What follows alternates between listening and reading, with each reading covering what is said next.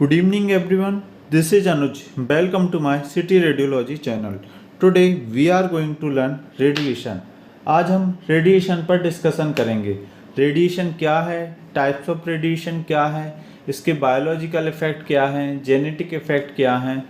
So let's start.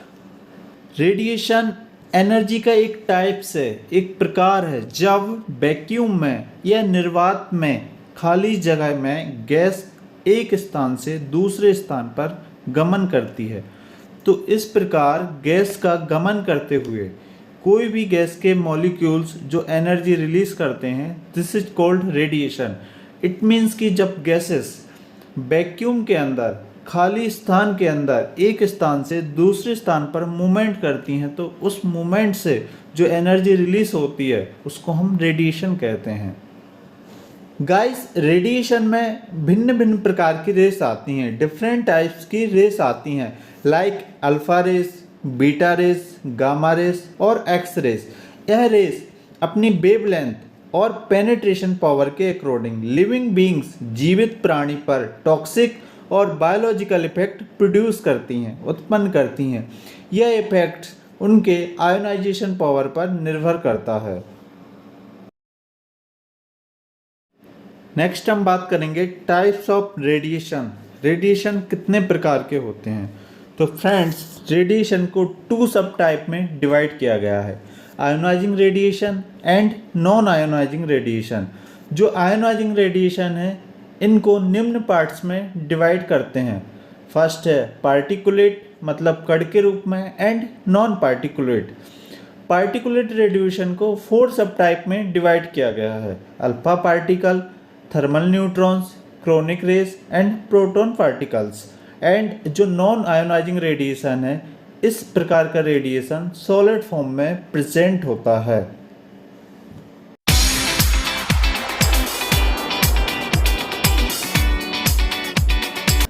Next हम बात करेंगे biological effect of X ray. X ray के बायोलॉजिकल इफेक्ट्स क्या होते हैं. तो एक्सरे की पेनिट्रेशन पावर से जीव जंतुओं पर इसका हानिकारक प्रभाव प्रोड्यूस होता है, अर्थात यह सॉफ्ट टिश्यू को पेनिट्रेट कर उनके ऑर्गन्स में न्यूक्लियस के क्रोमोसोम में उपस्थित जीन में जीन म्यूटेशन पैदा करती है, जिससे बायोलॉजिकल इफेक्ट प्रोड्यूस होता है, जिसे निम्न पार्ट्स में डिवाइड किया जाता है. फ्रेंड्स, बायोलॉजिकल इफेक्ट को 2 सब टाइप में डिवाइड किया है, somatic effect and genetic effect.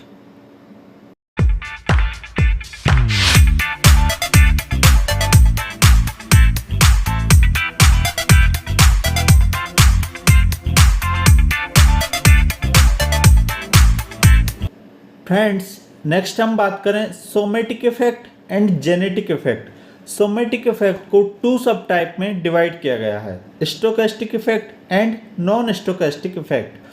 First of all, stochastic effect law of probability, संभावना पर वर्क करता है. लिविंग बींग्स पर रेडिएशन पड़ने पर इसका इफेक्ट हो भी सकता है और नहीं भी हो सकता है. सेकंड हम बात करें नॉन स्टोकेस्टिक इफेक्ट. इसमें एक्सरे का इफेक्ट किसी भी प्रकार से दिखाई नहीं देता है.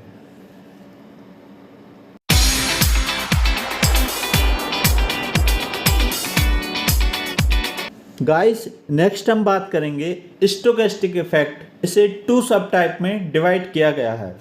फर्स्ट है short term stochastic somatic effect. It means कि इसमें रेडिएशन का इफेक्ट हमें अल्प समय शॉर्ट टर्म बाद ही दिखाई देने लगता है. सेकेंड है long term stochastic somatic effect. It means कि इसमें रेडिएशन का इफेक्ट हमें अल्प समय में ना दिखाई देकर एक लंबे समय अंतराल बाद दिखाई देता है.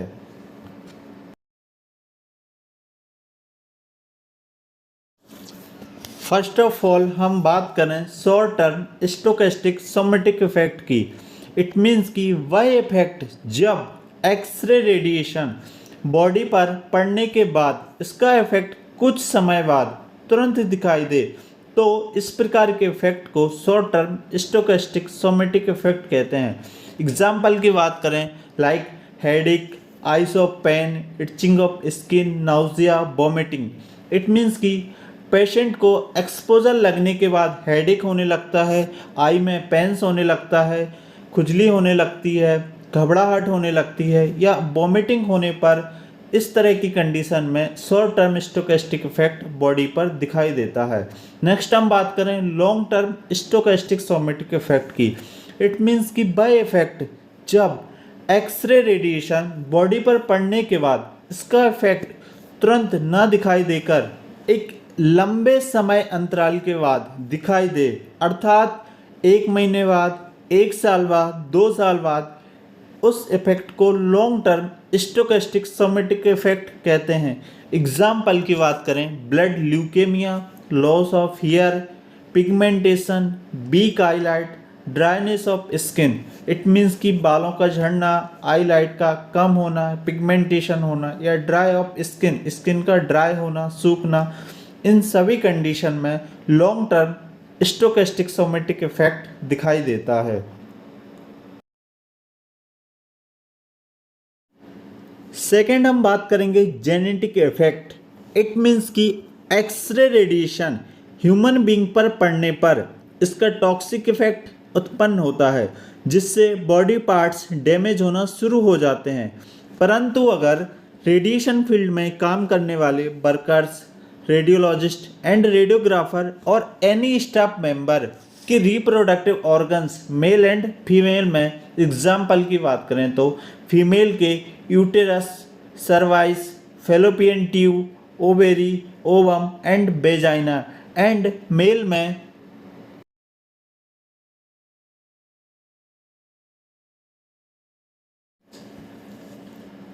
स्क्रोटम, टेस्टिस पर एक्सरे रेडिएशन ट्रांसमिट होने पर इन ऑर्गन्स के न्यूक्लियस में उपस्थित क्रोमोसोम पर पाए जाने वाले जीन में जीन म्यूटेशन केस उत्पन्न हो जाता है, जिसमें सुपरफास्फेट बॉन्ड का क्रम टूट जाता है और आने वाली जनरेशन पर इसका जेनेटिक इफेक्ट प्रोड्यूस होता है, अर्थात एबनॉर्मल बॉडी और मेंटली रिगार्डेड, अर्थात बच्चों में जन्मजात विकृति उत्पन्न होती है या हो जाती है।